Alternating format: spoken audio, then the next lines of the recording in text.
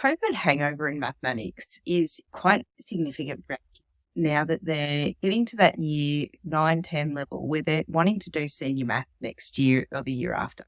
What we're finding is that they're starting to hit algebra that's complex or more difficult applications of things like Pythagoras, and they're falling apart because those foundations that you needed in grade 6 and grade 7 were spent at home in Victoria, especially in Melbourne, looking through a computer screen, not being able to engage. And what they were getting was such a watered down version of the content that all of that learning and that foundational skill wasn't there.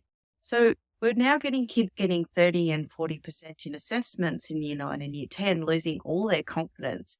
And even if they wanted to do a higher math in their senior years, they're now terrified to do so. We're going to be unpacking these issues and what you can do at home to support them to try and get them back on track. Please share to your network. It's really important that we actually start recognizing and talking about the impact this is having, and especially adding to anxiety that may already be there about being back at school. So please register at the link below, and I really look forward to presenting this content and helping you support your children. Have a great day.